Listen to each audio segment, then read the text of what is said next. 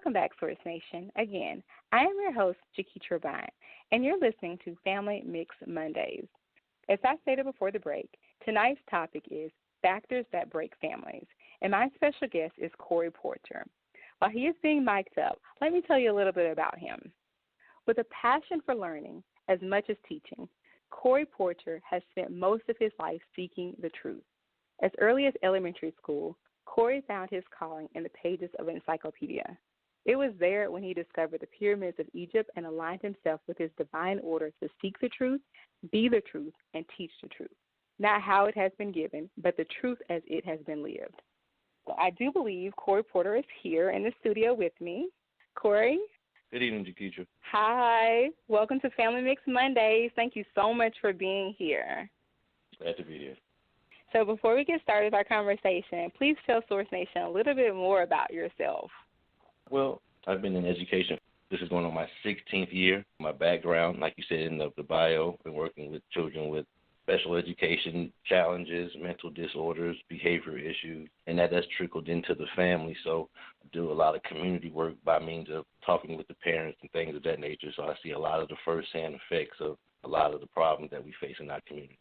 Good. Source Nation, if you are just tuning in, you're listening to Family Mix Mondays, and I'm your host, Jaketra Bryant. And tonight, my special guest is Corey Porter, and we are discussing factors that break up families. So our phone lines are open. So if you would like to ask Corey Porter a question or myself, the number to dial in is 619-924-0933 and press option 1. So again, that's 619-924-0933. So, okay, Corey, so let us get started. Okay. So I wanted to set a platform where we really try to discuss some factors that are breaking up our families, a wide range from our black communities to our white families to our Hispanic families, just our families in general. Something has happened with where we used to be to what family now looks like and what relationships look like to people. So in order to solve the problem, we need to know what the problems are.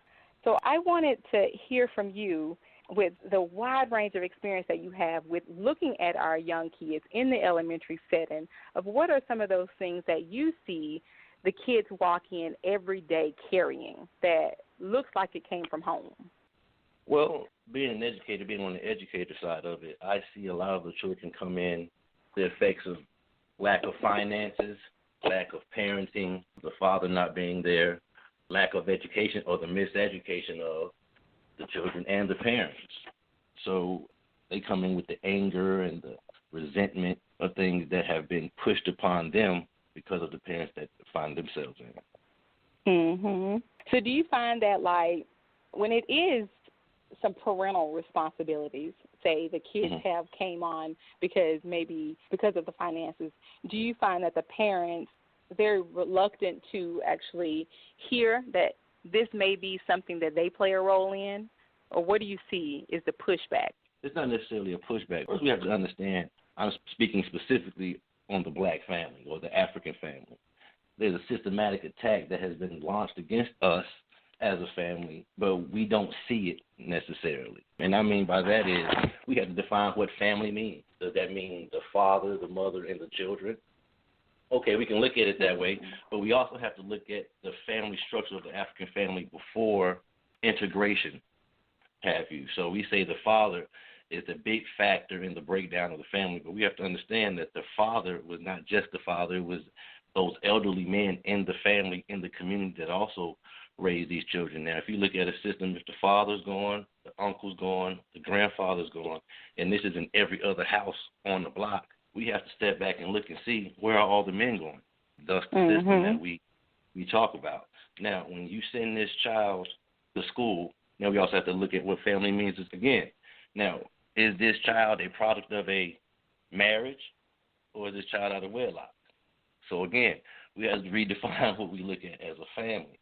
Now, when this child comes to school without this male figure in his life to guide him and raise him in the proper manner, he comes to school, or she even, for that matter, comes to school, and they display a lot of anger, like I said, resentment. They're exposed to things that they're not supposed to see. children having sex, the mother selling the daughter to pay the mortgage, or the parents allowing their children to sell drugs out the home. It's a lot of factors. So when you bring the child into a schooling environment that resembles the institution of the penitentiary very closely, these children feel stifled. They are miseducated and led astray, so that means this child is angry. So now we're going to refer this child to special education. Now we have a child that's going to be put on medication, with medicine that was designed for middle-aged, non-menses white women. So when you put this child on this medication in the 6th grade, he takes this medicine all the way up to the 12th grade. That's 6 years he's been on this medication. That's about 18, 19. By the time he's 22, 23, maybe 25, now he starts to develop breast. He can no longer reproduce, okay? Now he's having all these mental issues, all these emotional issues because they just medicated this child, which worsened the system further on. Yeah, I see your point in it because it's one of those topics that is not often most discussed, but it's a solution often. So it's one of those, we're going to give you this as a solution, but we're not going to really tell you the long term of it, or not even just that, but we're going to give you the solution, but you still got the problem over here at hand. This may have just had your child have a seat, or may have allowed your child to focus for these 10 minutes in my class, but that doesn't stop some of the other things that are really going on when the child has to return back to the home or to their neighborhood. Oh, absolutely. Now, see, this is what we call resilience. See, we tell these children that they're not resilient, but when you come from hostile environments, and a lot of these children have experienced some serious trauma, even showing signs of post-traumatic stress disorder, because of the constant violence and upheaval in their neighborhoods, not even just the neighborhoods, in their homes, okay? So we have to see what that does to a whole race, a whole group, a whole side of town when the majority of the children are living in those conditions, okay? But the solutions, now, I can sit here and give you problems and problems after problems. Because we still look to the system that created the problem to fix our problem, we're going to continue to be in this situation. At some point, we're going to have to take our children away from this monster that's telling you there's something wrong with your child. But for the first 5 years of this child's life, there was nothing wrong with him. It is only until he came into a system with a system that was designed to destroy him. Now he's having all these problems, and you're buying it because now they're going to give you a check to put this child in special education, give it a discipline or a disorder. But we have to get out of that. Now you're messing with the folks' money. No, of course. But that's another problem in itself. We've become dependent. We're selling our children. I hear people say our people didn't sell our people to the Europeans or the Arabs into slavery. But we can look right now and see that there are so many men, the majority of these people are men, have been sold into the system either by their mother selling them to get this SSI check, or she's taking this joker down to the child support office to get some money that she knows the brother didn't have in the first place.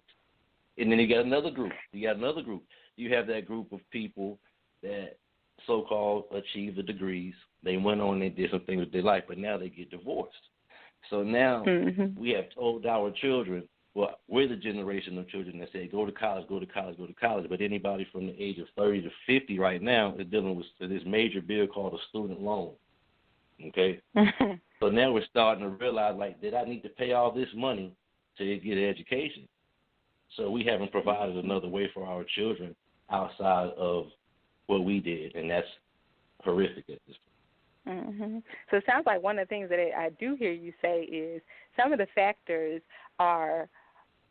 they've already been set up and positioned. So whether that was economics with the black communities or just communities in general, or whether that was the lack of knowledge of, like, you must go do this, or people, or the medication as a factor of what it starts to do with the kids in the school system, and the parents' lack of education with it.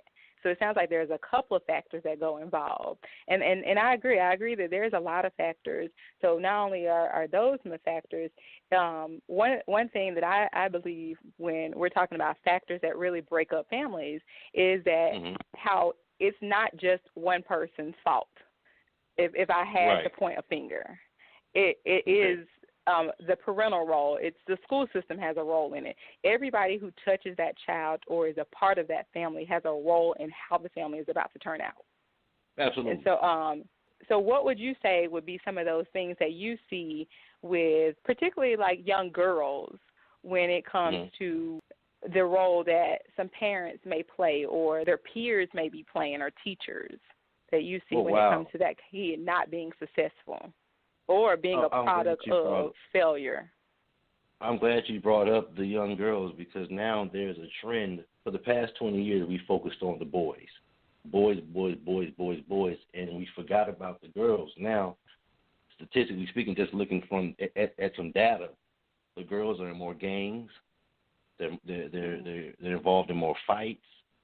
They're stealing more. They're doing these petty crimes in the neighborhood, and that's another direct reflection of lack of certain individuals, the male, in the school system. Now, what I'm finding out is girls, these young ladies, need more able-bodied, knowledgeable older women to come in and mentor them, because there's certain things that I can't tell them in the school system, in the school during that day, because I am a male and they're a female. You see what I'm saying? They need more. They need more mentoring instead of schooling. They need more education instead of schooling. Again, they're also dealing with trauma and the same thing that the little boys are dealing with, and they're responding in the exact same way anybody would: fight, flight, or stand still. And most of them choose to fight. Right. And so a point that you said I wanted to go back to, where you mentioned that like the young girls needing more older women or women in their lives, and how now a different boundary is being set with males. Like, I can't talk to this woman because of this, and that may be because of their drive for sexuality that's kind of increasing these days. Is way on a different level. That's a whole other topic, but those things. But I remember when I was growing up, I really appreciate the things that were instilled in me from my family. Everybody in the neighborhood can tell me to get back up the street if they notice that I was out past the street lights. Everybody. Yes. They didn't have to be my mom. They didn't have to be my grandmother. They didn't have to be the neighbors on the corner. Anybody can tell me to get up the street. And it was this village approach, and that village approach worked because everybody played a role, and everybody knew that in order for this child to really grow up, to be someone or to have some self-respect and value herself, then we all need our hands in this pot. And so that lets me know that, like, when everybody has their hands off of the pot, the same thing happens. You still get a negative effect if everybody's hands are off the pot. And so that's the unfortunate side of this, comes that way, where we can't sometimes say something to this kid walking down the street. Or if we do, then, you know, there's some consequences associated with it, and those consequences are outweighing more benefits than what it used to be. Because it's policing now. It's babysitting. So right. Like so I said, it's kind of like really just took a turn. Right, because it's not designed to teach them anything. We push them out the door. Even your best student that comes from the same elements, because you have students that come from that same element that will never get in trouble, that would never cause any problems. But when we push them out into society, we push them out with no skills, nothing to combat what they've gone through. So we have this approach: I got to get out of the hood. We need to start instilling in them, no, don't necessarily leave the hood for good, but we have to rebuild it so the hood is no longer there. It's a neighborhood again. And see, we come from this line of thinking where everybody wants to leave. Now let's go back to Black Wall Street, and we look at the design of that black family during that time. There was nowhere for our children to go per se, so it wasn't this big rush to leave the community. You see what I'm saying? So all these males were still in the community instilling hard work. Most of these men did what their father did, and so on and so forth, and they built their families, and they collectively put their money together to create these things. Now, what we've done is pushed our children out the nest at 18, knowing good and well that they don't have the skills to do anything but listen to other adults. So by the time they come back to us in debt.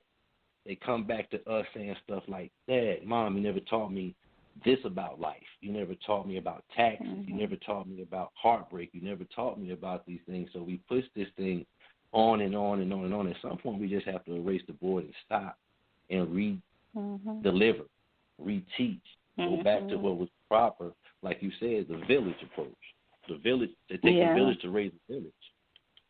So I guess what people miss is the fact that, like what you were just saying, that these particular people actually go on to be other family members, and then they raise other family members, and they raise other family members, and so it continues on. So it really is a cycle or a pattern, if you will, that keeps continuing. So I received a question from the chat room that I wanted to make sure we stopped and said. It says, with many children growing up without one of the parents in their lives, what steps can we take to ensure that they have a fair shot and grow up productively? And so I guess you or one of us can answer it. Do you want to take a shot at it, or do you want me to take it? Go ahead. Well, go ahead. Okay. Go ahead, and I'll piggyback. So I'll read again. With many children growing up without one of the parents in their homes, what steps can we take to ensure that we have a fair shot and grow up productively? So I actually, so a little bit about myself, I talked about my amazing 9-year-old. Notice I mentioned that was my biggest role. So I am a single parent. I am that parent that raises a young man in what society is doing now. And so one thing that I would say would be a great step, and then next month I'll be actually talking more in detail about the role that we play as parents. But one step that I would say would be to be a student as well. So being a parent has no manual. It's really trial and error. And you may get a kid that's not like kid number 1, or kid number 2 may not be like kid number 3. And that kid may not be like kid number 4 or 5. And so being able to be a student and observant of your child will help you figure out the best approach for your child.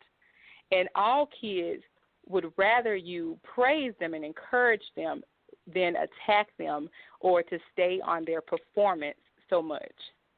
So making sure that you set up an environment where you know that, like, hey, I can't do it all. There are experts in every area. So there are great mentorships around here. I think, Corey, you're a mentor as well, right? Yes, absolutely. Absolutely. So, yeah, great. I have a mentor for my son, actually. Great mentorships are around. I have a great support system of friends who are also clinicians, and if they're not clinicians, they're just great mothers, or mothers who are also all about learning from one another and having that community approach. So recognizing that, like, it's not just going to be you that's a part of your son or your daughter's success. It's actually going to be the people that you surround your children with that's going to make sure that that message that you're trying to carry, your child is very productive, happens. So being mindful of what your village looks like. Are they a group of educators? Are they motivators? Do they share the same values with me that I have?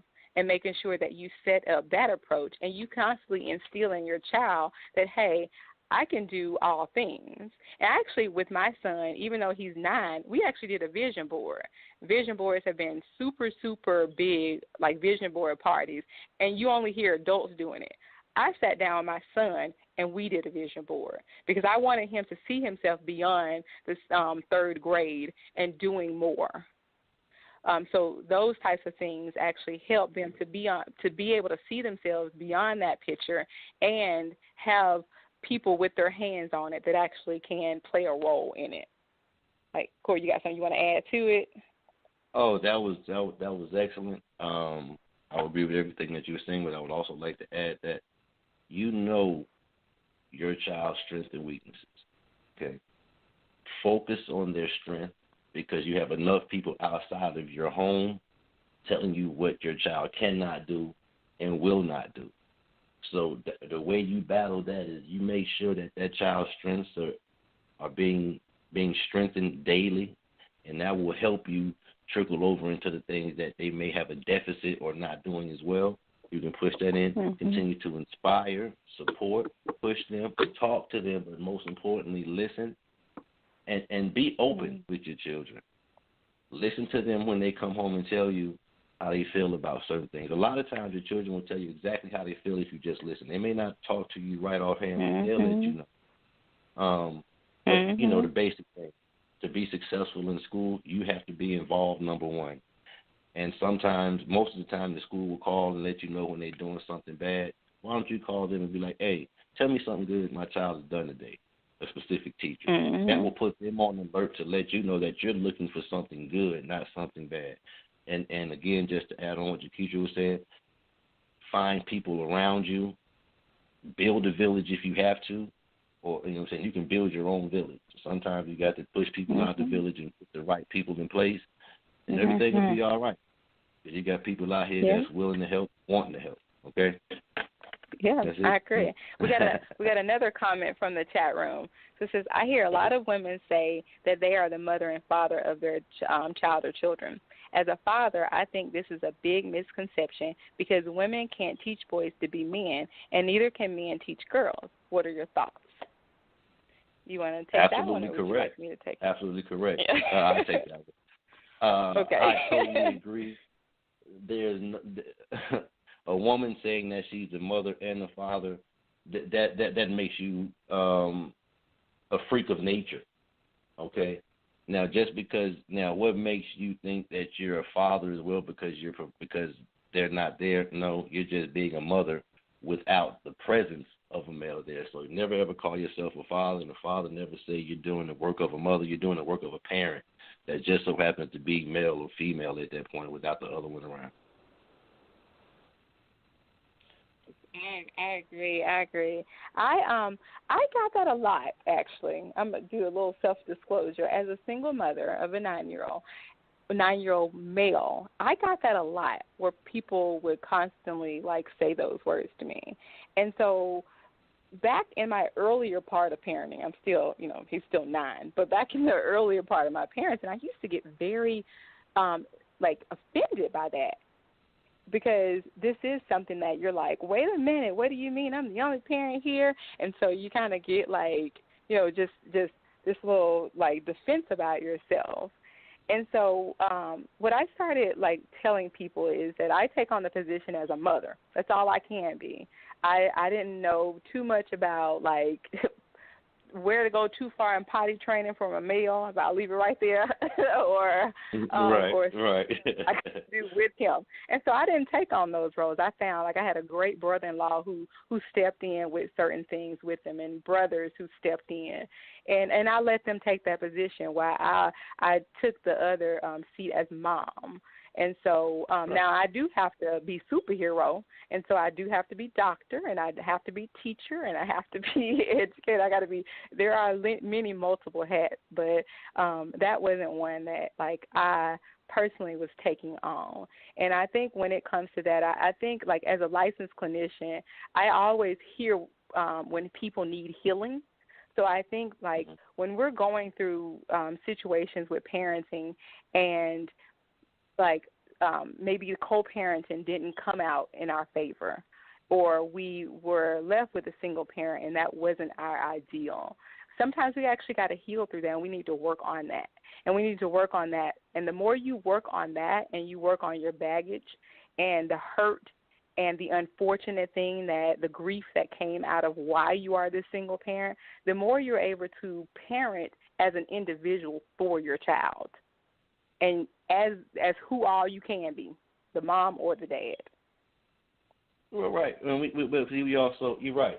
And we have to look at it. What is a single parent? I think we need to define that. Are you a single parent, or would you be a single person that happens to be a parent? Because you're not parenting. In some cases, you're not parenting by yourself.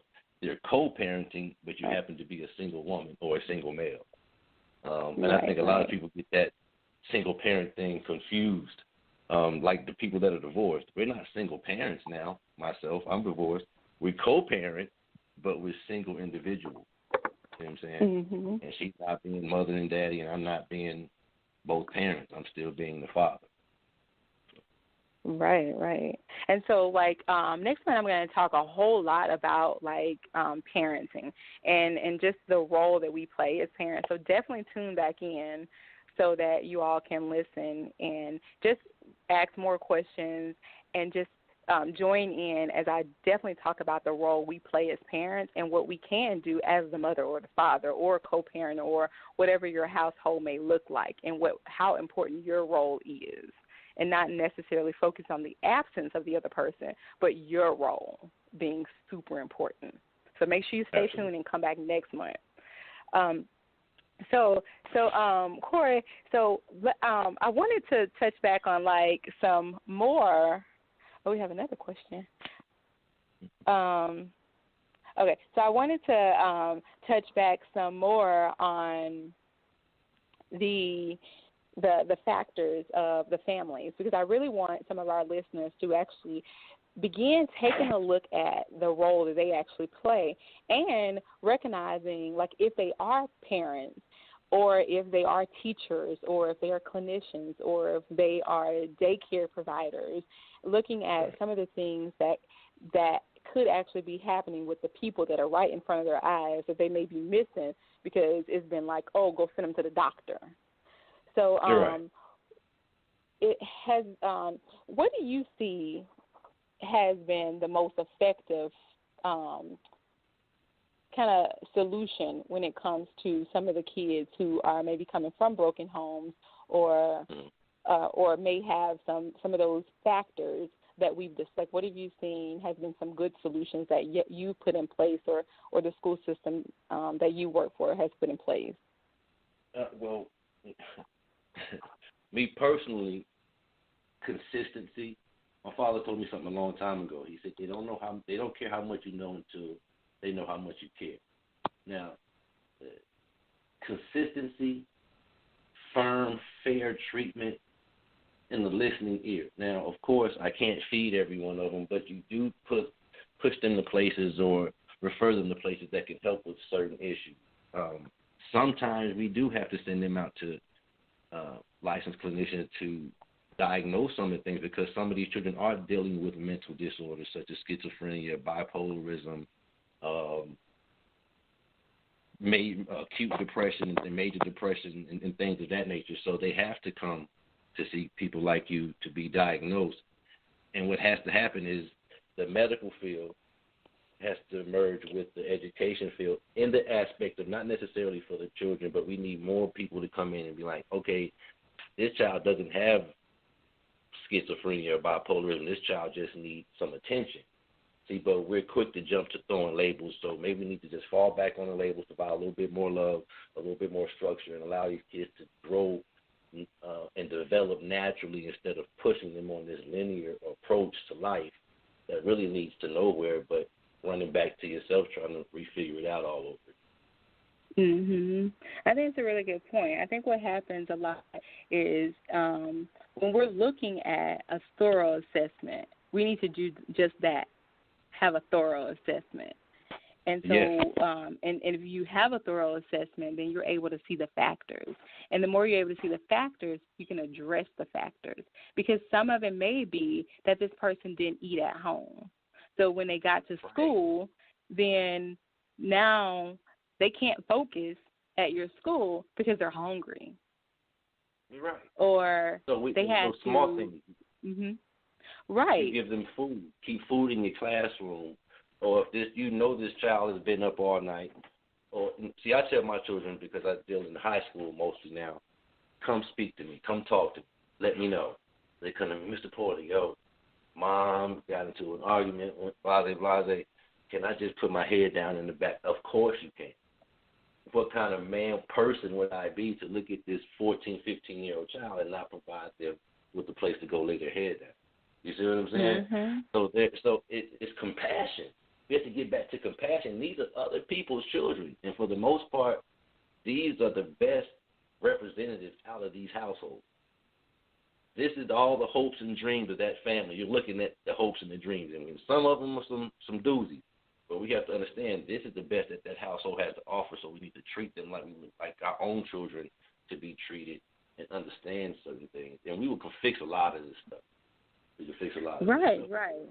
Yeah, it used to be if someone was hungry, feed them. If they were cold, hand them a jacket or something like that instead of a quick solution. And I think we're missing so many factors of it because there's a quickness to solve the problem versus explore why there is a problem.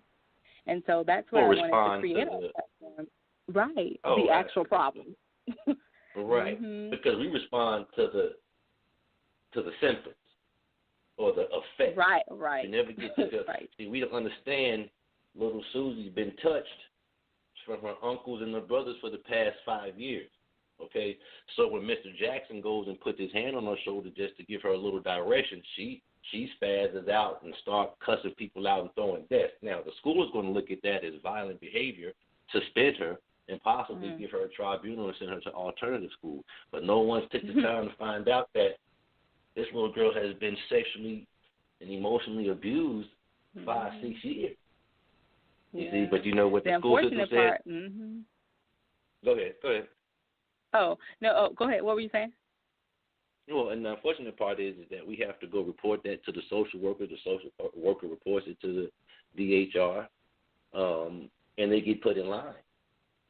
Right. But that child still has to go. No one has touched the child. No one has talked to the child. So they get in line to go get counseling, and it may take 3 to 4 months, but they still come to school with these scars. But we have to still teach them and educate them through all this. And from there, the thing continues. It continues on and on because if it doesn't get treated and it only gets like Band-Aid, then they carry it on, and those people become mothers and fathers also. We have another question in the chat room, actually. Another question in the chat room says, one of the things that I think for women is that we have to stop bad-mouthing our children's fathers. That does something to a child, especially if they look at the man as a great dad. Also, I think that we as women do a disservice to our children when we withhold them from our fathers. What are your thoughts? So would you like me to take that as a mother, or would you like me to take that? Absolutely. Well, let me jump in as a father. Right quick. It is absolutely detrimental to the child to do that. It is more so it kills the father at the same time. So you're killing two people to do whatever it is, whatever reason that you have. Your relationship with that person or that man should not have anything to do with the willing man that wants to be in his child's life. Period, point blank. Get out the way of that situation. Run away, Ma. And I think this is a really great question that this woman has asked, because these are indeed factors. A lot of times we only think that it is the most obvious things, but sometimes if your child is indeed acting up, or if you notice that your child has now become a bully, and yet the parent is actually talking badly about another parent, or they're noticing that their parent is cursing somebody out in the grocery store line because they got more than 20 items in the 20-item line, then those things make a difference. And those things actually make a difference. And so we are the best models for, and best and worst, let me make sure I say that, we are the best and worst models for our children. So it depends. If you want your child to actually be able to respect people and judge people based on the things that they give them, not the things that other people are telling them, then sure, badmouth fathers and mothers and whomever is absent. But if you want your child to have a fair judgment on whether or not they think this person deserves a spot in their life, then I think you should maybe work on your real thoughts that you have for the opposite parent, whether they're doing something or not. And, again, focus on your role, because you'll notice that your role actually is the most important role. It's not so much the absence of that person, and that's something I had to even learn as a mom of a single parent, of just me being a mother in the household, that my role actually did play into some of the behaviors my son had or what was going on with him. It wasn't the absence. It was my role. And so that includes conversations that I have around him. That includes conversations I have to him, whether they're about the absence of someone or whether they're about, like, the lack thereof respect I have for someone, they like you really have a role, and so you really have to just be mindful of that role. Somebody has a question for you, actually. Corey, did you want to piggyback on the one I just said, or you want me to go ahead with somebody has something for you? Piggyback on what you just said. Conflict resolution, anger management. Because a lot of these children are born out of situationships. It's not a relationship, it was a situationship. And they never really learned how to talk to each other. They never really learned how to have to be responsible for a life that they created together. So the parents need to learn how to communicate outside of anger and resentment and look at the child, the product that they put together, and move forward from there. Yeah, that's my spin on that. Yeah, I agree. So someone says, "Hi, Mr. Porter. I am an educator and recently was faced with a situation where one of my students is being molested by their mother's boyfriend. I have reported it. I want to make sure that I do everything within my power to help the student." And so I think they're wanting some feedback or just some support there. Oh, you've done the absolute right thing. You reported it. That's all you can do at this point. Tell the social worker. The social worker then goes to DHR or Department of Human Resources for Children, and they take it from there. But as an educator, whatever your role in the building, you've done exactly what you were supposed to do by reporting. Mm-hmm. And I would say, like, definitely as clinicians, I'm a mandated reporter, so I've had to also report several things myself. And I would say, if you are feeling helpless in this situation, one thing I would say is when people are molested, they take on a powerless role. So for your particular student who is being that, the most important thing you can do is put the power back in them by not letting them feel as if it's because of them that these things have happened. So begin teaching good touch, bad touch. Begin letting them know that they actually hold the power themselves. And so I know you may feel helpless in this situation because when it comes to HIPAA, they probably left you out of it. They won't tell you any more information about was this person caught, are they in jail, any more than that. But what you can do is you have so much power as an educator. You are their voice. You are their other voice. You are their eyes. You are who they see and look up to. You are who one day they may want to become. So remember that role and pour into that child and instill safety and empowerment back into this young woman, this young man that is actually being molested. And that is something that you actually do have power over. Right. One mistake that I've seen educators make in this situation is now their lessons, or they have a quick lesson about it, or they tend to hover over that child a little more. And students have come to me and say, they're making me uncomfortable because of that. So sometimes you continue to be you, continue to be the same educator, continue to keep the same standards, but also keep a watchful eye and ear open for anything that may be out of the ordinary that you may have to go report again. But just like you said, give a consistent, be the same teacher that you've always been, an educator that you've always been, and like you said, just support this child and make sure and let them know that they're safe in your environment. Mhm.